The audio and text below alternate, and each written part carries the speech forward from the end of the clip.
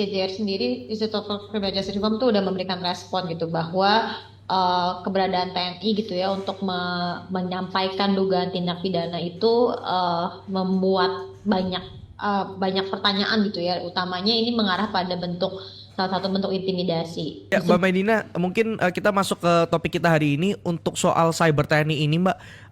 Ini kan soal cyber TNI kan ingin melaporkan Ferry Irwandi ya terkait dugaan tindak pidana. Nah, kalau Mbak sendiri melihatnya seperti apa, Mbak sebenarnya? Silakan, Mbak. Sebenarnya kemarin kita juga dari CJR sendiri, Institute for Criminal Justice Reform tuh udah memberikan respon gitu bahwa keberadaan TNI gitu ya untuk menyampaikan dugaan tindak pidana itu membuat banyak pertanyaan gitu ya. Utamanya ini mengarah pada salah satu bentuk intimidasi. Disebutkanlah bahwa ini fungsinya hanya TNI gitu, hanya TNI berusaha melaporkan tindak pidana. Disebutkanlah TNI bahwa ini biasa aja dilakukan gitu karena sebagai warga negara bisa melaporkan tindak pidana. Nah, tapi sebenarnya yang kita kritisi bahwa ya TNI sedang melakukan kerjanya mereka gitu kan, karena melaporkannya pun datang dengan berseragam, lalu kemudian ada pejabat TNI-nya sendiri yang melakukan upaya tersebut dan kepada kantor kepolisian gitu, kepada Polda Metro Jaya. Nah, di sini kan dia sedang melaksanakan fungsinya sebagai TNI. Dan kalau kita lihat di dalam undang-undang dasar kita gitu ya sudah menjelaskan di pasal 30 terkait dengan fungsi TNI. TNI itu fungsinya hanya untuk menjaga kedaulatan negara gitu ya dalam fungsi pertahanan. Dan kalau kita tahu pertahanan itu lekat kaitannya dengan ancaman yang berasal dari luar gitu ya, yang berasal dari entitas selain negara atau negara luar yang sifatnya tuh soal kedaulatan kewilayahan kita gitu ya, soal serangan terhadap negara, dan itu sifatnya yang disebutkan dengan kata-kata pertahanan. Dia beda dengan keamanan yang berkaitan dengan penegakan hukum ya, karena spesifik bidangnya TNI adalah soal pertahanan. Nah, di sini sebenarnya kalau konteksnya pertahanan, yang apa yang dituduhkan oleh kepada Ferry Irwandi sama sekali tidak berkaitan dengan kedaulatan negara gitu, karena bahkan disebutkan bahwa dugaan tindak pidananya adalah tindak pidana pencemaran terhadap institusi. Pun kalau kita lihat di bahasan hukum pidana tadi juga udah ditolak sama Polda gitu ya, bahwa pencemaran nama baik terhadap institusi itu nggak dikenal dalam hukum pidana di Indonesia. Nah, misalnya kalau di bahasan terkait dengan penghinaan, ini pencemaran nama baik tuh di pasal pidananya maksudnya masuknya ke bagian penghinaan. Nah, penghinaan itu nggak ada ditujukan kepada institusi. Dia hanya bisa orang per orang. Itu sudah diperkuat di KUHP baru yang akan berlaku 2026. Politik hukumnya seperti itu di Undang-Undang ITE di pasal 27 huruf A Undang-Undang Nomor 1 Tahun 2024 yang kemudian juga diperkuat di putusan Mahkamah Konstitusi di tahun 2025 ini. Kalau mau disebutnya pencemaran nama baik atau yang dikenal penghinaan, itu tidak pernah digunakan atau tidak pernah boleh digunakan untuk melindungi institusi negara, apalagi ya disebutkan itu institusinya TNI, ya nggak seperti itu. Dan ketika hal ini dilakukan oleh TNI gitu ya, aktor benar-benar TNI, maka akan timbul pertanyaan maksudnya apa berseragam lengkap terus menyebutkan suatu nama. Nah, ini kan akan menimbulkan iklim yang kita takutkan gitu ya, kenapa akhirnya TNI sangat menggunakan resource-nya untuk melaporkan seorang nama gitu ya, seorang yang berpendapat gitu ya kritis, CEO-nya Malaka, tapi ya dia hanya warga negara yang kritis, yang punya platform, dan sayangnya sekali tuduhan melakukan tindak pidananya itu bukan terkait dengan tuduhan tindak pidana yang bisa diklasifikasikan sebagai perbuatan pidana gitu, karena tadi nggak ada pencemaran nama baik terhadap institusi, lebih-lebih juga pun bentuk pencemaran terhadap institusi bukan bagian dari ancaman terhadap kedaulatan pertahanan negara yang diperbolehkan sebagai kewenangan dari TNI gitu. Oke, jadi sebenarnya ini tuh nggak pas ya Mbak ya, sesuai dengan aturan yang ada gitu. Apalagi langkah yang sudah dilakukan ini dari Satuan Siber TNI, bisa dibilang nggak sih Mbak sebagai melampaui kewenangan undang-undang? Sebenarnya seperti apa Mbak aturannya sendiri? Betul, kalau kita lihat memang fungsi siber bagi TNI itu kan baru ya, ada di Undang-Undang Nomor 3 Tahun 2025. Disebutkanlah gitu ya bahwa di pasal 7 ayat 3-nya gitu ya, bahwa salah satu kewenangan yang baru dimiliki oleh TNI adalah terkait dengan ancaman pertahanan ruang siber. Nah, balik lagi gitu ya, konteksnya harus dalam bentuk pertahanan. Nah, bahasan terkait dengan pertahanan itu beda, sama sekali berbeda dengan keamanan. Keamanan itu yang ranahnya domestik, itu adalah kewenangan dari penegakan hukum, yang bertanggung jawab itu bukan TNI tapi penyidik Polri gitu ya untuk melakukan penyidikan. Kalau pertahanan masuk ke dalam domainnya dari TNI, dan itu sifatnya adalah yang mengancam kedaulatan negara kita sebagai negara gitu ya, ancamannya serangannya dari luar gitu, serangannya dari negara lain atau misalnya entitas lain yang mau menyerang pertahanan negara secara nasional gitu ya, sebagai entitas kita sebagai suatu negara.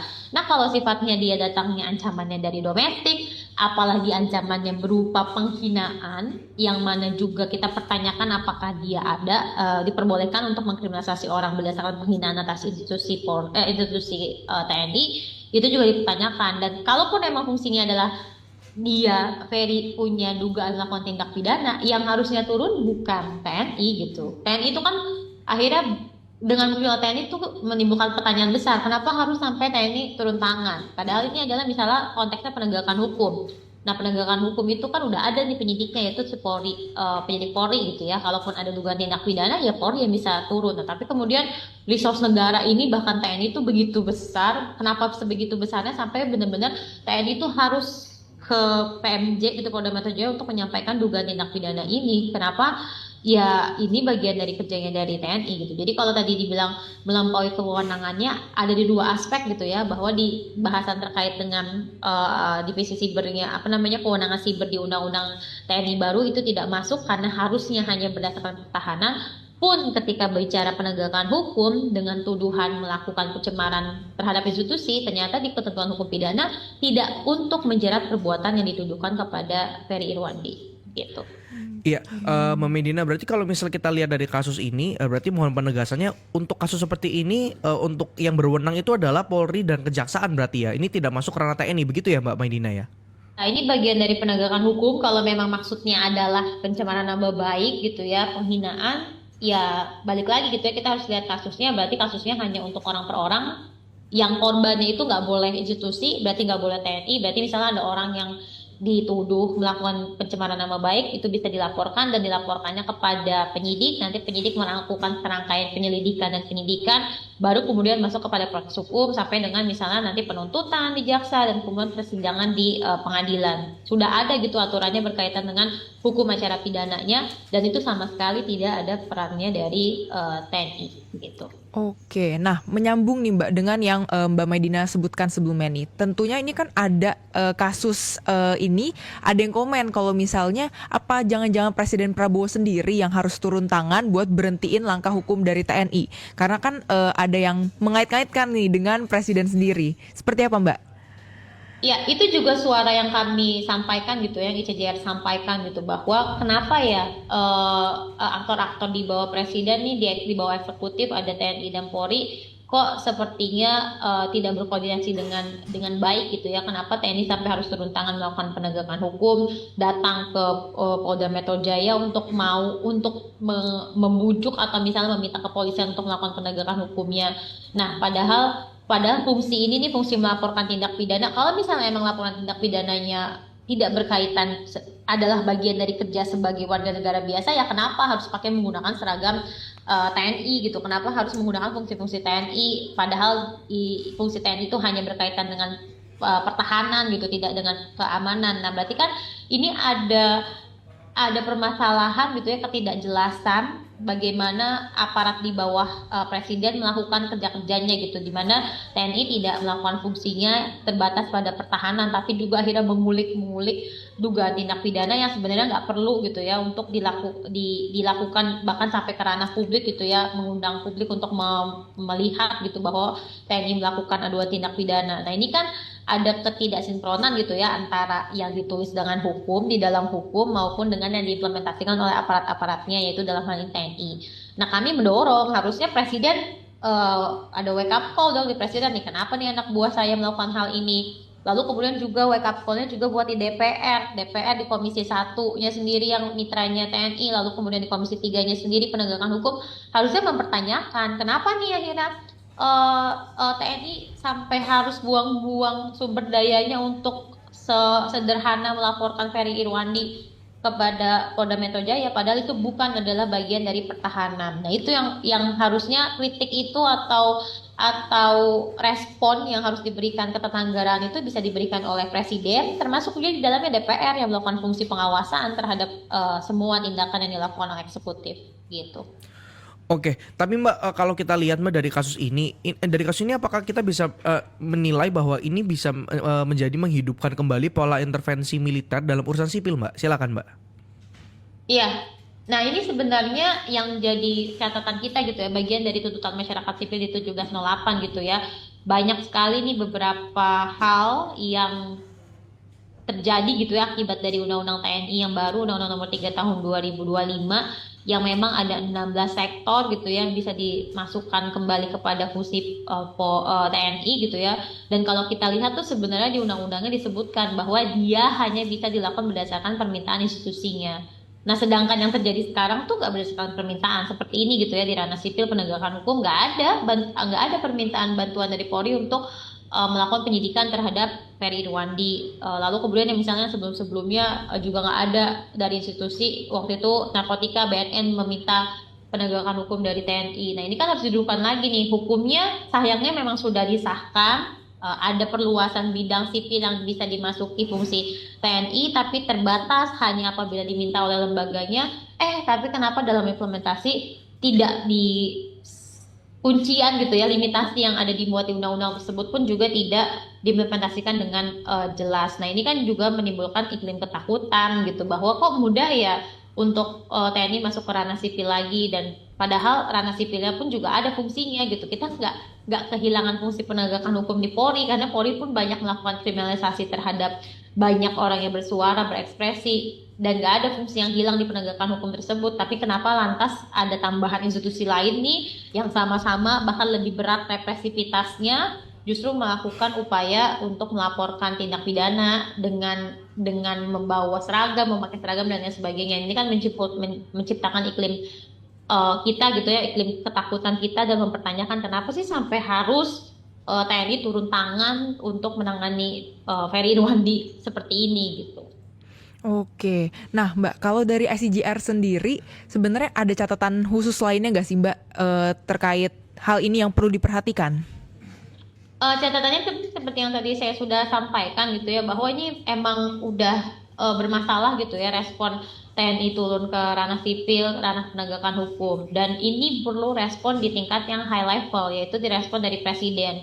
Presiden harusnya marah sekali gitu ya terhadap praktik ini, karena memang udah jelas pembagian fungsi antara TNI dan Polri itu seperti apa. TNI hanya untuk di konteks pertahanan dan tidak penegakan hukum, dia berkaitan dengan ancaman kedaulatan negara gitu ya. Banyak tindakan-tindakan TNI itu yang nggak bisa dipublish ke publik karena dia berkaitan dengan strategi bagaimana kita menjalani kedaulatan, tapi toh malah kok ini nge-publish gitu ya tindakan-tindakan dari TNI, yang bahkan malah tindakan tersebut yang dipublish tidak tepat sesuai dengan kerangka hukumnya. Nah, itu yang pertama gitu, kami mendorong Presiden ini harusnya jadi hal yang concern gitu ya, ketika ada aparat di bawahnya secara terang-terangan melakukan kewenangan di luar dari apa yang dituliskan di dalam undang-undang. Itu satu hal. Kami minta dorongan Presiden menertibkan hal ini gitu ya, sampaikan ke publik bahwa ini adalah bentuk pelanggaran kewenangan, melampaui kewenangan, dan saya sebagai Presiden akan mengevaluasi dan tidak akan menjamin bahwa ini tidak akan terulang lagi. Itu satu.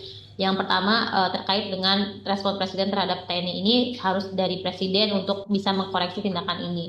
Lalu kemudian yang kedua, saya mau gambaran besarnya soal intimidasi terhadap teman-teman yang berekspresi secara kritis. Saya pun juga dengan adanya kasus Ferry Irwandi sendiri pun juga ada ketakutan gitu ya, bahwa jangan-jangan nanti respon yang diberikan sampai ke respon yang diberikan oleh militer gitu. Saya tidak hanya berhadapan dengan kriminalisasi oleh polisi, penangkapan sewenang-wenang, penahanan yang tidak perlu, tapi kemudian justru malah bisa jadi dikriminalisasinya atau diintimidasinya sampai level yang lebih tinggi dengan pelibatan TNI seperti ini. Jadi yang keduanya yang ingin saya sampaikan adalah ayo yuk coba kita dudukan lagi gitu ya, bahwa memang kondisi saat ini nih Indonesia tidak sedang baik-baik saja, kita mengalami krisis ekonomi, dan ketika ada krisis ekonomi tersebut wajar kalau misalnya masyarakat berpikiran kritis, menyampaikan pandangan-pandangan kritis yang menuntut akuntabilitas dari pemerintah dan DPR, maka harusnya concern-concern kritis itu jangan direspon dengan intimidasi, kriminalisasi yang justru malah menimbulkan iklim ketakutan.